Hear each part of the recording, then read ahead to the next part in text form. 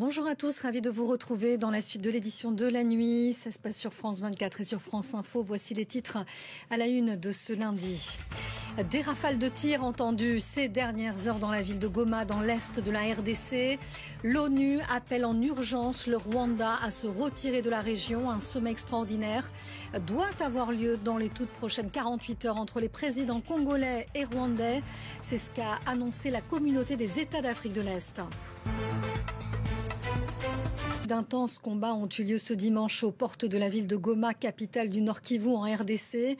Des rafales de tirs ont même retenti à l'intérieur de cette localité. Les combats entre l'armée congolaise et le groupe armé anti-gouvernemental, le M23, soutenu par le Rwanda, se sont intensifiés ces derniers jours. Le Conseil de sécurité s'est ainsi réuni en urgence ce dimanche. Son secrétaire général a appelé les forces rwandaises, je cite, à cesser de soutenir le M23 et à se retirer du territoire de la RDC.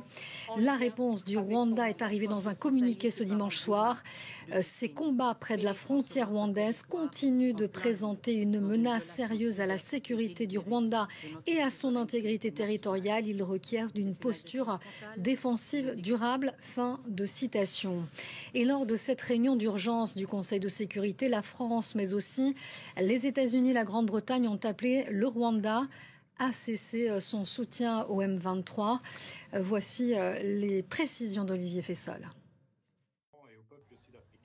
Alors que les rebelles du M23 et leurs alliés rwandais se rapprochent de la ville de Goma, une réunion d'urgence au Conseil de sécurité de l'ONU a été organisée. L'occasion pour la ministre des Affaires étrangères de la RDC de demander des sanctions contre le Rwanda. Kinshasa parle de véritables déclarations de guerre de la part de son voisin. Une attaque d'une gravité inouïe se déroule sous les yeux du monde. De nouvelles troupes rwandaises ont franchi les bornes 12 et 13 du poste frontalier séparant Goma de Gisenyi, pénétrant sur notre territoire en plein jour. Le ministère congolais des Affaires étrangères a rompu les liens diplomatiques avec Kigali et a retiré tout le personnel diplomatique du pays. Le Rwanda est accusé de soutenir le groupe rebelle du M23. Le secrétaire général de l'ONU a appelé au retrait de leurs troupes. De la part de Londres, de l'Union européenne ou de l'Union africaine, les appels à la fin des combats sont unanimes. Les États-Unis envisageront tous les outils à leur disposition pour que les responsables de la poursuite du conflit armé, de l'instabilité et de l'insécurité en RDC soient tenus responsables.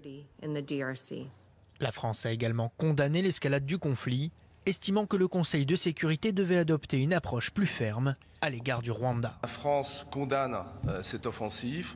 La France appelle le M23 et le Rwanda à cesser cette offensive. Elle appelle le Rwanda à quitter le territoire de la République démocratique du Congo.